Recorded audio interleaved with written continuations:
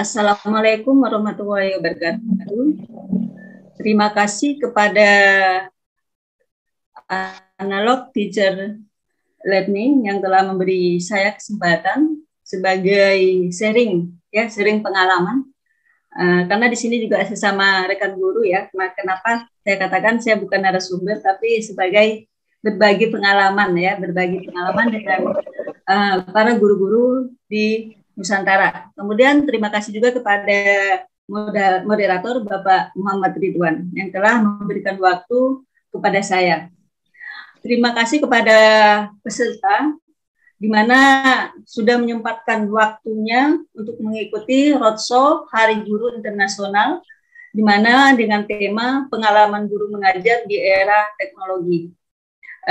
Baiklah, untuk ini saya akan menyampaikan materi sesuai dengan yang disampaikan oleh moderator dengan judul Guru Berdaya, Guru Berkarya. Next, moderator. Ini ada selintas profil saya yang telah dibacakan oleh moderator tadi.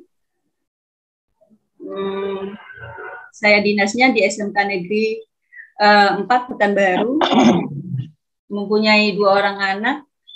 Next, moderatornya. Saya telah melakukan publikasi ilmiah, ya, ada 4 yang internasional dan ada 3 secara nasional. Next. Ini buku karya tunggal saya. Yang terakhir adalah Cyber Pedagogik yang diterbitkan oleh penerbit Andi, yaitu penerbit Mayor. Next. Ini karya buku bersama. Ini karya buku antologi bersama para guru Nusantara ya. Hingga saat ini ada 54 karya, tapi mungkin masih ada yang belum dirilis ya. Sudah ada terbit tapi belum diinventaris. Jadi ini bagaimana kita berbagi dengan sesama guru untuk memberdayakan sesuai dengan judul saya, Guru Berdaya dan Guru Berkarya. Next. Ini komunitas kita. Jadi saya mempunyai komunitas karena apa?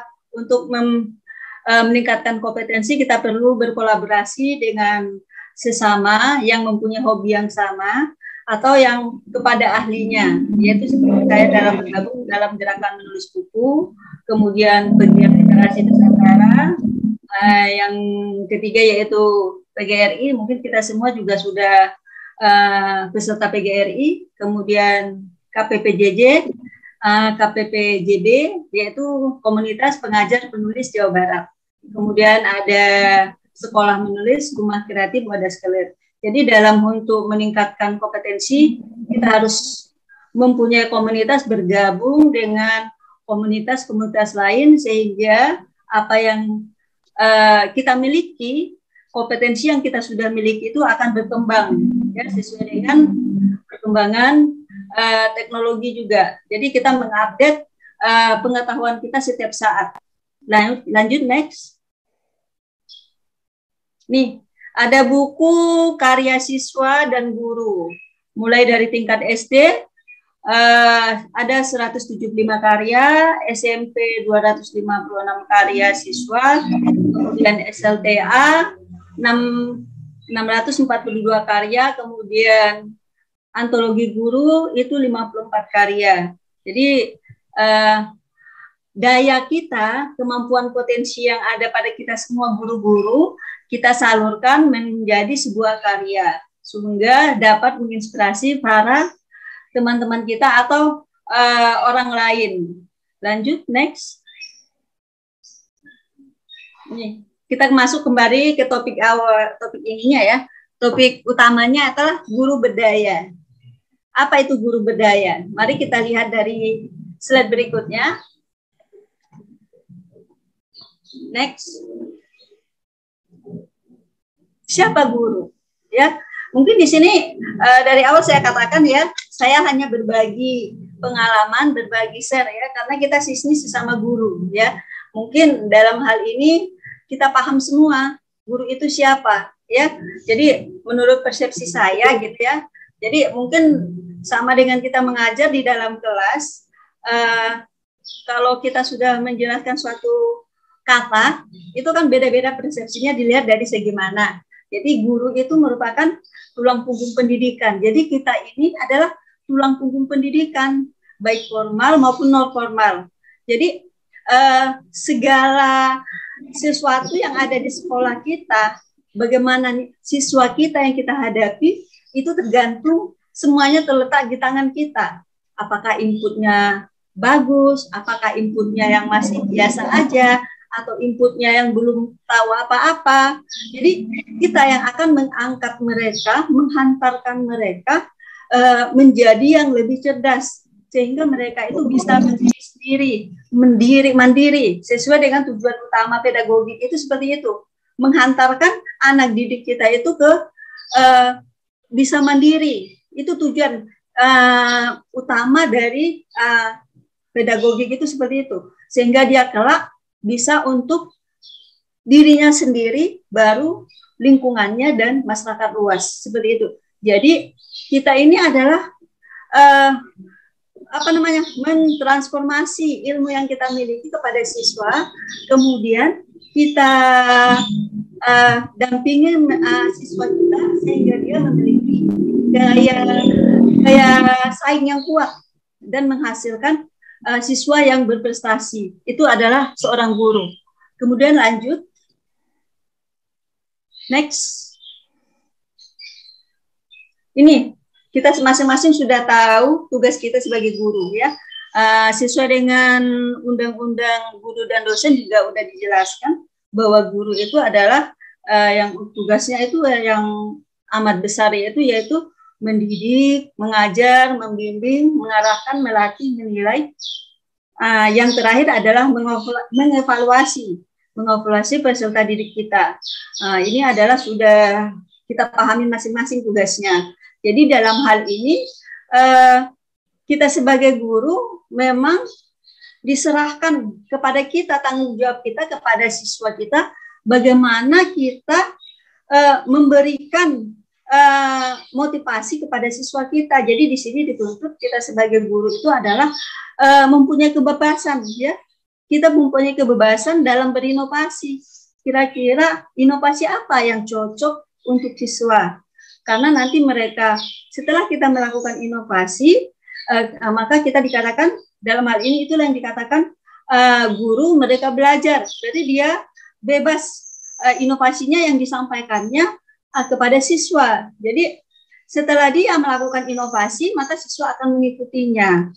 Sehingga apakah pembelajaran yang disajikan oleh guru itu bermanfaat atau mungkin tidak tertarik oleh siswa, maka di sini guru yang harus aktif sehingga mencari solusi bagi siswa-siswa yang mungkin kok saya mengajar siswa saya banyak yang tidur. Apa solusi untuk mereka? Jadi di sini diminta bagaimana kita melakukan inovasi-inovasi terhadap peserta didik kita dalam proses pembelajaran. Next.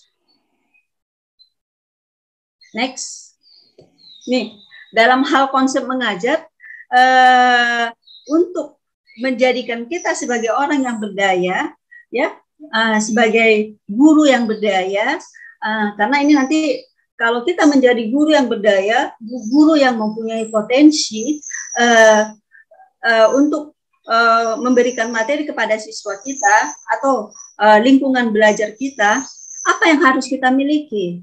Dalam hal kita di sekolah, kita ini sudah punya akademik masing-masing, punya keahlian, ya, punya keahlian.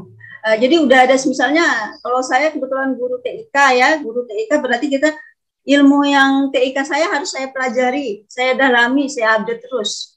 Jadi pekerjaan mengajar itu adalah sebuah pekerjaan yang intelektual. Jadi jangan kita main-main, kita mengajar ini adalah orang-orang yang intelektual semua di bidangnya masing-masing.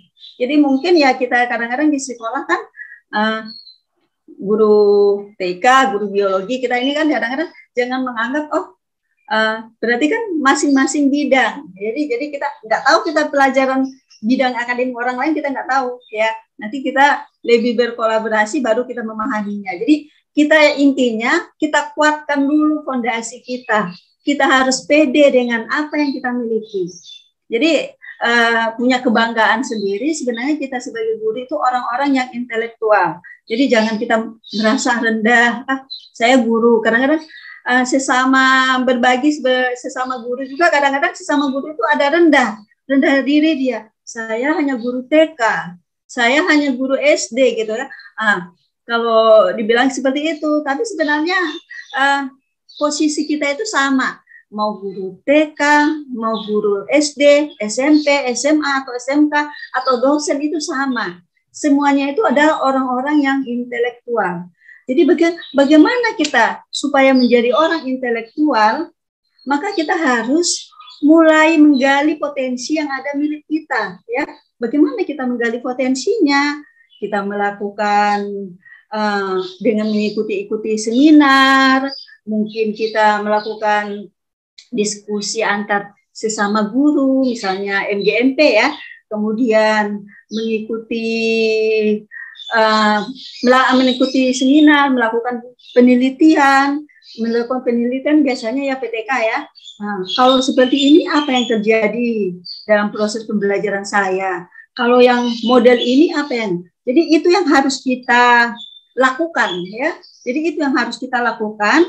Kemudian update ilmu kita yang setelah kita lakukan, kompetensi kita tingkatkan sesuai dengan keadaan sekarang, atau yang lebih ininya ya teknologi atau pendidikan abad 21, maka kita itu lebih unggul dari siswa kita.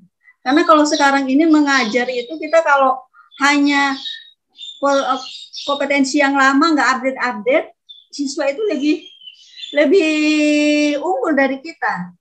Jadi misalnya kalau kita hanya menjelaskan pembelajaran hanya cukup C1 aja, mungkin di internet sekali buka dia udah bisa, ya, udah bisa dia.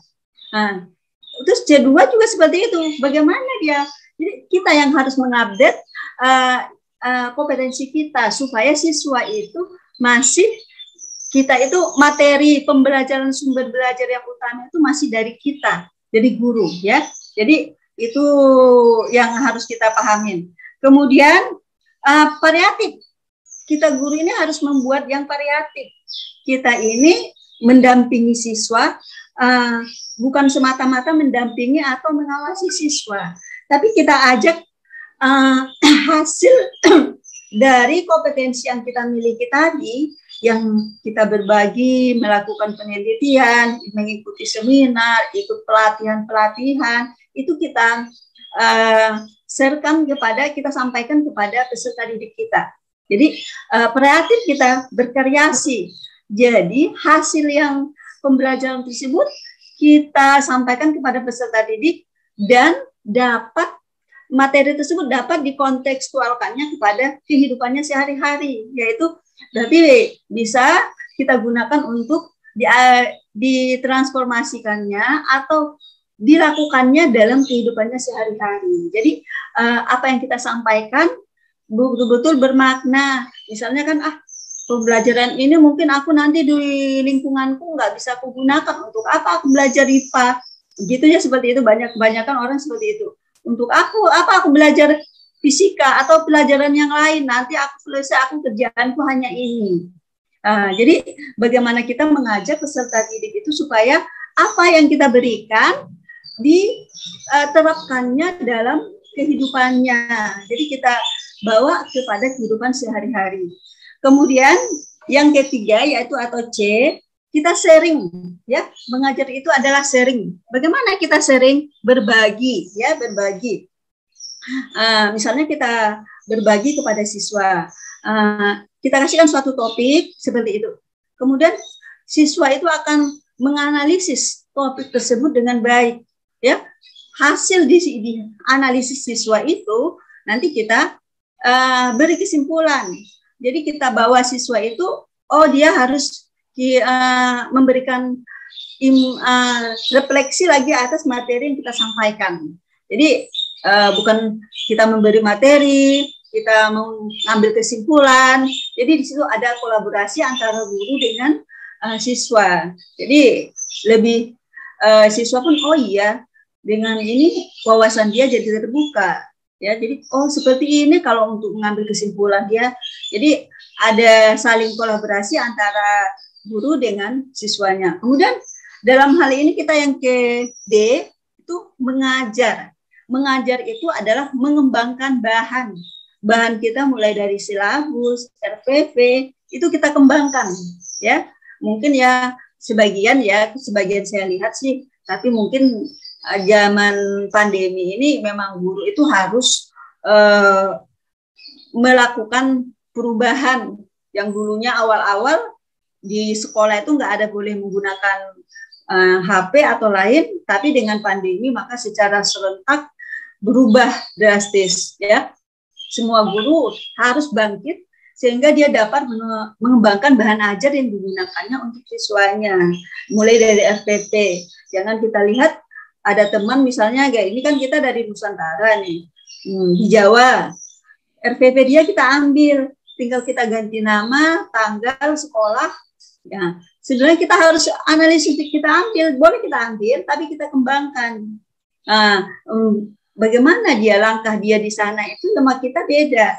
Metode yang digunakan yang di sana dengan kita juga beda. Jadi konsep utama dalam mengajar itu ada hal 4 ini yang harus kita pegang untuk supaya kita menjadi seorang guru yang berdaya.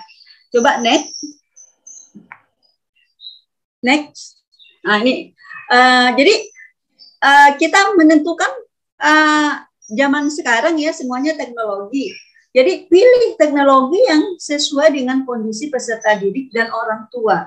Jadi kita nggak perlu muluk-muluk harus yang canggih atau yang lain. Tapi bagaimana kita memberikan proses pembelajaran itu sampai kepada siswa dan siswa juga merasa nyaman, tenang, dan prosesnya secara efektif terlaksana. Jadi kita perhatikan dulu karakteristik peserta didik kita, lingkungannya di mana, orang tuanya seperti apa. Jadi kita tentukan setelah dalam satu kelas kita tentukan dulu si Anu berapa orang yang tidak mempunyai kondisinya yang menggunakan HP tidak punya atau gimana. Jadi kita analisis dulu berapa baru kita menyampaikan metode yang akan kita gunakan dalam pembelajaran tersebut apa. Jadi bisa kemungkinan dalam suatu pembelajaran itu bervariasi ya. Jadi dengan teknologi kita pahami peserta didik karena sekarang ini memang kalau orang yang tidak memahami teknologi mungkin dia kayaknya materi nggak sampai atau gimana, berbagai polemik yang muncul di hadapan para guru. Jadi kita perhatikan. Jadi ini daya kita ya, satu kekuatan kita dengan kita memilah-milah peserta didik kita sesuai dengan karakteristiknya sehingga pembelajaran yang kita sampaikan juga semakin efektif. Lanjut. Nih, saya kira ini udah mulai dari hari pertama saya mengikuti sih, ada saya melihatin pelapon-pelapon e-learning, mungkin juga sudah kita terapkan masing-masing ya. Jadi ini banyak pilihan ya, banyak pilihan. Jadi tinggal di sini kita bagaimana kita yang menguasai kompetensi profesional kita. Jadi salah satu dari kompetensi profesional kita adalah menguasai teknologi ya. Jadi ini bagaimana kita menggunakan yang ada. Jadi kalau sekarang ini kan banyak ya pelafonnya Google Classroom atau yang lain-lainnya yang mau gratis, mau berbayar. Jadi hal ini kita sesuaikan dengan lingkungan kita. Kira-kira anak-anak kita cocok nggak? Udah bisa nggak memahaminya? Jadi dari sini kita dapat menggali potensi-potensi kita sebagai guru juga dalam hal mengupdate kompetensi kita masing-masing sehingga oh yang ini saya metode materi ini atau KD ini bagusnya saya menggunakan Google Classroom aja. Oh mungkin sambil ini saya di rumah belajar juga udah bagus, udah materinya sudah ada. Oh ini mungkin siswa saya sebagian sukanya visual, maka saya menggunakan video aja. Jadi seperti itu. Ya, oh mungkin karena siswa saya di sini sukanya banyak punya FB. Dia maka media sosial FB aja kita gunakan. Jadi di FB karena dia mungkin di WA dia kurang jelas, di FB oh ya karena hari-hari dia main FB, mungkin bisa melalui FB atau mungkin WA juga. Kita bisa juga ini WA orang tuanya atau mungkin nanti kita buka lembar kerja aja. Mungkin ada yang kehidupan ekonominya di bawah atau keadaan orang tuanya dia nggak punya apa-apa. Oh mungkin kita buat lembar kerja aja sama siswanya. Yang penting intinya bagaimana siswa kita nyaman menggunakan peralatan yang kita gunakan. Untuk kemudian next, seperti itu. Next, nih hasil dari keberdayaan kita tadi, mulai dari intelektual, variatif, kemudian sharing, kemudian mengembangkan bahan ajar, maka implementasi tujuannya adalah satu untuk mewujudkan pendidikan yang berkualitas. Itu tujuannya. Jadi guru-guru yang berdaya itu akan tercipta pendidikan yang berkualitas. Ya, jadi bagaimana kalau pendidikan yang berkualitasnya? Jadi saya kira semua kita menginginkan pendidikan itu yang berkualitas ya. Jadi meningkatkan pendidikan yang berkualitas itu seperti apa?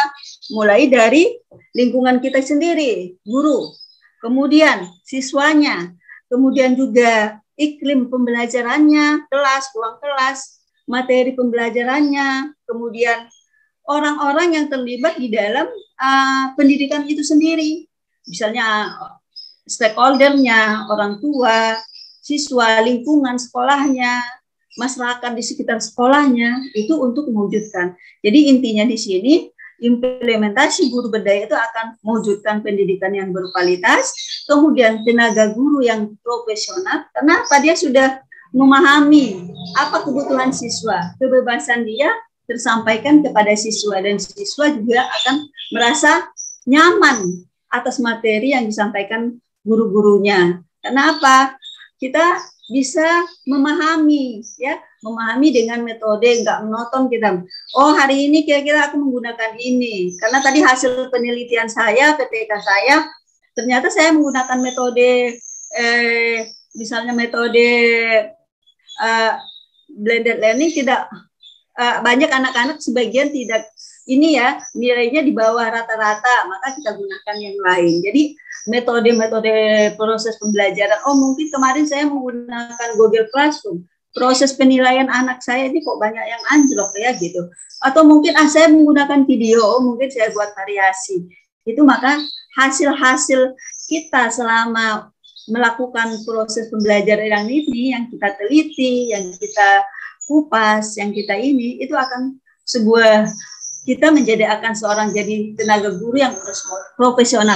Kemudian mengoptimalkan pendidikan karakter, ya. Bagaimana pendidikan karakter ini adalah antara lingkungan, keluarga, sekolah, ini adalah saling berhubungan ya.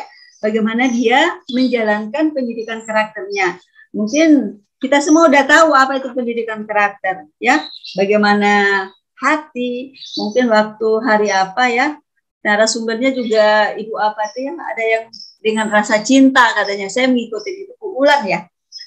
Dia membahas tentang itu dengan hati kita mengajar siswa, kemudian dengan rasa, dengan raga. Ini adalah pendidikan karakter yang seperti ini kunci kita supaya kita nggak ditinggalin oleh siswa kita, ya. Bagaimana kita mungkin pendidikan karakter itu mencakup dari 5 unsur. Saya kira kita sebagai guru udah paham unsur-unsurnya seperti apa, yaitu mulai dari agama, nasionalisme, integritas, kemandirian, dan gotong royong. Jadi bagaimana kita, ini yang kita satukan, kita terapkan di sekolah.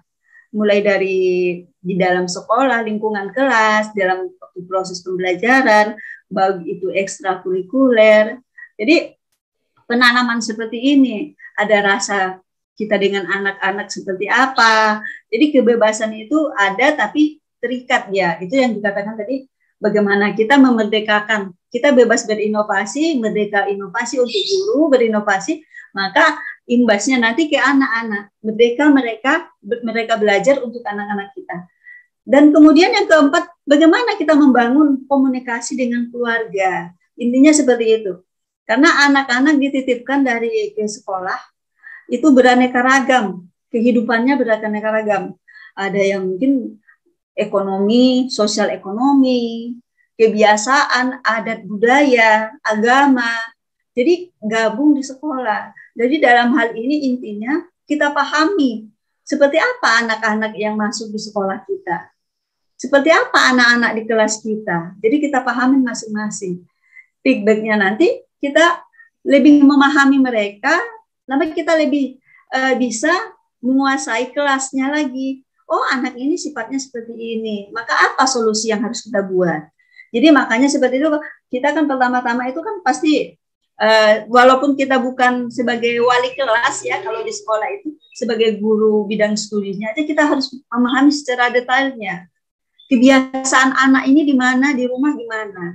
Karena suatu sebuah kebiasaan dalam keluarga dibawa ke sekolah itu mungkin perlu perlahan membangun supaya menjadi yang sempurna, yang sebenarnya gitu ya. Maka nanti ada hubungan dengan pendidikan karakternya. Jadi dikomunikasikan. Jadi guru, antara guru dengan orang tua itu paham dia. Oh, anakku di sekolah ternyata seperti ini. Ternyata di rumah anaknya kebiasaannya seperti ini. Jadi anak pun di sekolah merasa nyaman karena kita saling memahami. Kalau kita udah saling memahami, mungkin bisa saling berkolaborasi sehingga anak pun merasa nyaman, materi yang kita sampaikan juga masuk pada anak, diterimanya, dan dia pun mulai meningkatkan kreativitas belajarnya dengan baik. Jadi hal kita sebagai guru ya kita harus memberdayakan potensi kita. Semua orang mau nggak mau sebelum dia pensiun harus ikut melakukan perubahan atau meningkatkan kompetensinya. Berbagai cara ya dapat kita lakukan dalam hal ini.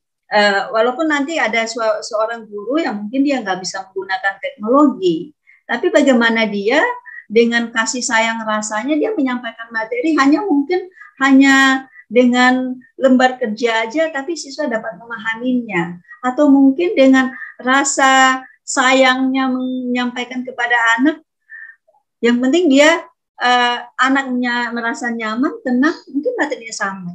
Atau mungkin ada yang guru hanya dia menggunakan teknologi, tapi anak nggak paham dia apa dari tujuan dari pembelajaran yang diberikan kepada siswa tersebut. Jadi mari kita gali potensi kita mulai dari unsur-unsurnya untuk melahirkan pendidikan yang berkualitas.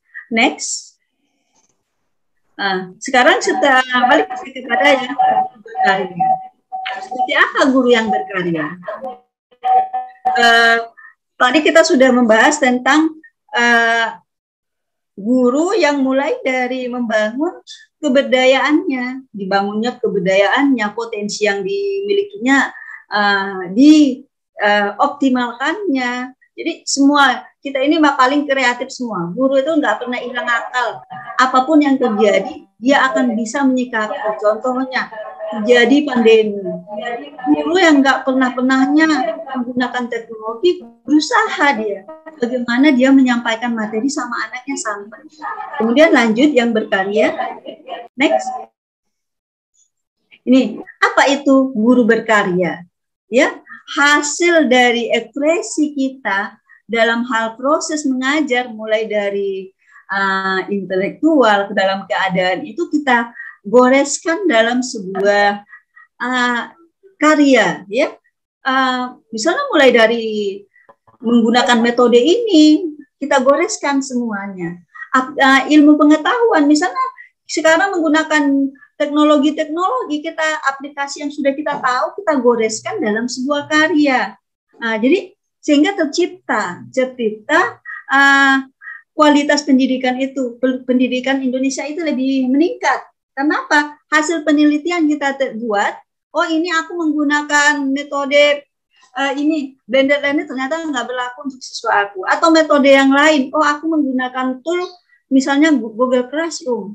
Atau mungkin dengan Kahoot kuisnya, anak terlalu ini, seperti apa, itu dapat kita analisis menjadi sebuah karya kita. Atau mungkin bagaimana aku mengajarkan materi ini sama anaknya, sedangkan dia nggak punya alat. Jadi dari itu semua potensi pengetahuan kita, pengalaman kita yang melakukan pembelajaran ini kita goreskan dalam sebuah karya, yaitu menjadi sebuah karya yang bermakna. Jadi karya kita ini akan sebuah hal yang bagus, karena akan mencarikan solusi untuk ke depan seperti apa peningkatan kualitas pendidikan kita. Jadi mungkin ya sebagian guru-guru yang lain ya mulai udah, kalau yang PNS ya golongan 4A itu udah melakukan PTK, atau yang lainnya kan udah melakukan penelitian kecil-kecilan. Jadi dari situ kekuatan kita akan menghasilkan sebuah karya. Next. Apa manfaat kita untuk berkarya? Dari awal sudah saya katakan bahwa guru itu adalah gudangnya ilmu. Kita ini orang intelektual semua, bukan orang-orang yang saya nggak punya, saya hanya bisa ini, ya kan? Bukan. Kita ini orang yang terpilih untuk menjadi guru, ya. Jadi kita ini memang orang yang sudah diberikan Tuhan anugerah untuk menjadi seorang guru. Bagaimana kita? Hasil karya kita ini adalah merupakan untuk meningkatkan kompetensi. Dengan kompetensi ini kompetensi mengajar kita ini kita bervariatif jadinya, ya. Dengan ini maka aku menggunakan teknologi ini seperti apa ya? Maka akan kita belajar untuk ininya. Malah kadang-kadang mungkin kita belajar meningkatkan kompetensi menggunakan teknologi dengan instrukturnya, ada narasumbernya, nanti mungkin lebih pintar lagi kita daripada narasumbernya, seperti itu. Kemudian yang kedua, merupakan wadah berkontribusi. Kontribusi bagi kita, karena potensi kita, kalau kita punya karya, kata apa yang ada dalam diri kita itu tersalurkan, tersampaikan kepada murid kita. Misalnya kita ngajar di depan kelas, apa yang kita lakukan kepada siswa kita hari itu, materi yang kita sampaikan, kita goreskan. Maka nanti siswa itu akan memahami dia apa yang kita sampaikan. Apalagi kita buat menjadi sebuah karya. Nah, mungkin orang lain bisa, oh iya, ini ternyata saya mengajar kemarin, ini materinya ini. Ternyata minimalnya di grup MGMP kita itu paham dia, misalnya kita share potensi yang kita lakukan di kelas kita. Maka oh iya ya, ternyata ada solusi baik kepada guru atau rekan atau orang lain. Jadi ada berbagi seluruh Nusantara, kita berbagi kan. Oh iya, ada manfaatnya ya. Bagaimana ini solusi yang akan saya hadapi juga punya punya solusi yang baik gitu ya, seperti itu. Jadi kita itu nanti hasil pembelajaran yang kita lakukan tadi itu ada manfaatnya dengan bentuk karya. Kemudian apa yang ketiga, kalau kita sudah punya karya, maka kita akan mempunyai tambahan. Jadi jangan kita mengeluh, guru mohon maaf juga ya, karena rezeki itu nggak selalu berbentuk materi, ya rezeki itu nggak selalu berbentuk materi. Jadi kita sebagai guru bagaimana kita daya potensi yang kita miliki ini akan mendapatkan sebuah intensi tambahan bagi kita. Apa yang kita lakukan di sekolah, kita goreskan menjadi sebuah karya. Ya, orang menulis ini punya intensif, maksudnya kita bisa berbagi dengan anak-anak kita, murid kita, atau dengan orang-orang lain, atau kita mendapat lebih punya siswa di daerah mana-mana aja. Misalnya sekarang ada itu kan di guru berbagi. Di guru berbagi itu kan boleh bikin RPP, artikel, semua juga ada, ya. Jadi itu bisa menambah penghasilan kita, apalagi kita menulis, ya. Menulis maka mungkin kita nanti hasil karya buku kita akan dibeli orang, atau mungkin kita ada dengan penerbitnya atau yang lainnya. Jadi supaya lumayan menghasilkan untuk tambahan kita. Jadi bagi teman-teman guru yang lain, ada yang mengeluh, apalagi kita lihat ya waktu ikut yang tes P3K, bermacam aneka ragam yang kerja komentar atau ini. Intinya kita kembali lagi kepada tujuan utama kita menjadi guru itu seperti apa. Jadi kalau kita memang punya gali kompetensi kita, nggak selamanya yang untuk jadi PNS atau yang ikut P3K itu yang ini ya, karena kadang-kadang materi itu nggak selamanya bentuknya uang, mungkin bentuk lain yang kita terima ya. Jadi jangan kita lihat dari angkanya. Jadi kita sebagai guru berbuatlah yang utama untuk siswa kita atau untuk pendidikan, dunia pendidikan. Jadi hal itu mari kita potensi. Sebenarnya kita semua ini orangnya yang intelektual semua. Jadi kita gali bersama. Kemudian nanti yang keempat itu sosok kita inspiratif. Kenapa inspiratif? Inspiratif bagi murid-murid kita atau siswa kita dan menjadi inspiratif bagi orang lain. Kita bisa memberikan inspiratif pada orang. Saya lihat ini ibu ini seperti ini pengalaman dia, apa yang dihadapinya, solusi yang dilakukannya seperti ini. Oh ini cocok deh dengan yang saya alamin. Berarti kan menginspirasi orang semua dia. Oh ini motivasi ini harus saya jalankan nih, bagus motivasinya. Itu mempahit utama berkarya. Jadi bagaimana kita ini sosok-sosok intelektual ya, menggali potensi kita, update terus. Karena apa? Supaya kita jangan ditinggalkan siswa kita ya. Jadi teknologi itu aja sebagai alat tool, tapi kuncinya utama kita sebagai guru dapat menyediakan sumber belajar yang pas untuk siswa. Jadi mungkin dengan menggunakan peralatan-peralatan teknologi kita dapat menginspirasi siswa kita. Jadi makanya saya katakan tadi kalau proses pembelajaran itu jangan ditanya hanya cukup dengan C1 atau C2. Itu semua preskripsinya di internet, di YouTube dia udah ditemukan. Tapi bagaimana kita kembali ke yang menganalisis sesuai dengan AKM sekarang ini. Seperti bagaimana kita menganalisis anak-anak itu diberi. Misalnya kita beri gambar. Beri gambar bagaimana dia hasil gambar itu dianalisisnya. Atau mungkin bisa diceritakannya. Saya melihat itu di buku-buku SD ya. Buku SD itu ada buku-buku tematik ya. Misalnya saya melihat tuh ada gambar anak-anak perempuan bermain tali, ada laki-laki bermain kelereng. Terus nanti si Anu berjalan ketemu uang. Di situ kan udah ada sifat-sifat ini pendidikan karakternya. Nanti dia ketemu uang. Hasil itu nanti uang dikasihnya sama gurunya. Dari hasil cerita gambar itu nanti apa yang dibuat kesimpulan analisis tersebut. Jadi mari kita, bukan kita sekarang istilahnya pembelajaran itu sebutkan atau yang dikatakan saya tadi ya kalau nggak salah saya dari C1 atau C2 gitu ya. Jadi dia hanya masih menyebutkan, menuliskan, pengertian dan lainnya. Jadi bagaimana kita buat sumber kita sebagai inspiratif bagi siswa kita memberikan materi itu dengan tool teknologi itu ada yang tidak didapatkan siswa di internet ya. Jadi seperti itu sebagai pendidik gali potensi. Karena kita mungkin sama-sama akademis kita sudah semuanya minimal S1 ya. Rata-rata bagaimana meningkatkan kompetensi sudah paham semua. Tapi mungkin tergantung kemauan kita lagi sebagai guru. Apakah hati nurani kita akan saya harus bisa meningkatkan kompetensi. Saya harus mengupdate kompetensi saya. Minimal dalam hal ini mata pelajaran yang kita ampu itu menjadi tanggung jawab kita. Kemudian lanjut, saya kira ini ya materinya. Lanjut next. Ini ada satu buku saya yang cyber pedagogik yang sambil promosi. Mohon izin ya Bapak Ibu semuanya rekan-rekan guru se-Nusantara. Ini buku saya ini adalah membahas tentang cyber pedagogik. Bagaimana seorang guru menggali potensi dirinya, memahami karakteristik setiap siswa dalam proses pendidikan abad 21. Karena intinya saya bukan dari orang pendidikan ya, saya bukan orang pendidikan.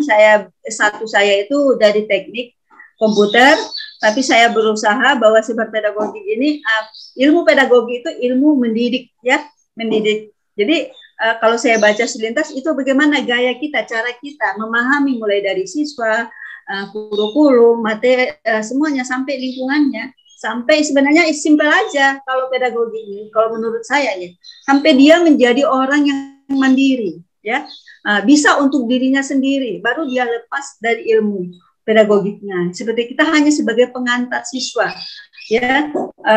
Jadi di sini membahas, di sini penggunaan teknologi dari kemarin juga saya mendengar sih informasi, pertanyaan-pertanyaan juga bagaimana nanti kita ditinggalin siswa kita. Jadi makanya saya katakan tadi di sini bagaimana kita sebagai guru, fondasi dasar kita itu bagaimana merancang sebuah pembelajaran itu dan menyediakannya kepada anak didik kita.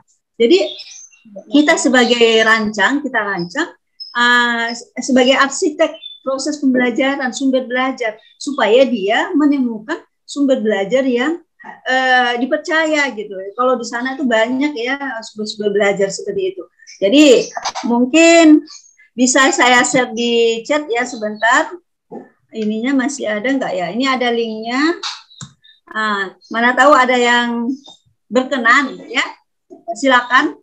Kalau di situ nanti tinggal di download ini Google Play-nya itu aja, nanti dia akan di sana, tapi ada bayar sih berapa gitu, 36 atau berapa seperti itu. Kemudian saya kira next, ini di open. Next, ada saya tugas sih, kalau memang berkenan ya. Next, ini saya ada membuat latihan menulis pengalaman guru mengajar di era teknologi. Hanya 3 item, pembuka, isi, dan penutup. Next, kalau bisa dipoto ya. Ini tugasnya. Sebuah naskah inspirasi tema pengalaman guru mengajar di era teknologi. Ini minimal 3 halaman. Atau 100 kata, boleh 100 kata. Ditulis di akhir naskah, ditulis biodata secara narasi, format tulisan juga Times Roman 12, spasi ini dikirim ke email, kalau bisa dipoto. Ada WA saya, atau nanti bisa minta sama panitia juga boleh. Karena saya juga kemarin tahun lalu ada di PGRI juga melahirkan sebuah buku. Ini ya, buku. Bentar saya ambil. Nih. Ini buku saya bersama teman-teman workshop PGRI tahun yang lalu. Jadi saya jadikan sebuah buku dengan judul Antologi Guru Mengabdi untuk Negeri. Jadi moga-moga rekan-rekan guru bisa meluangkan waktunya untuk menulis pengalamannya selama menggunakan teknologi dalam proses pembelajaran. Kira-kira nanti bisa kita terbitkan bersama. Jadi ada feedbacknya seperti itu. Jadi ada hasil, oh ini ya. Jadi tertulis di semua di sini bagaimana guru mengabdi semua. Kemudian ini saya minta kata pengantar dari Kepala Dinas Provinsi Riau. Jadi semoga Bapak Guru atau rekan-rekan guru Nusantara bisa menyumbangkan karyanya, karena nanti akan menjadi inspirasi bagi guru lain. Ya, mungkin juga. Karena apa yang kita dapat, kita tuangkan di goresan akan menjadi sebuah yang bermakna. Kira-kira seperti itu. Kemudian saya kira materi saya, coba next. Ini semoga bermanfaat dan menginspirasi kita semua. Jadi kalau yang ini kita ada manfaatnya bagi kita semua, dan saya sudahi. Assalamualaikum warahmatullahi wabarakatuh.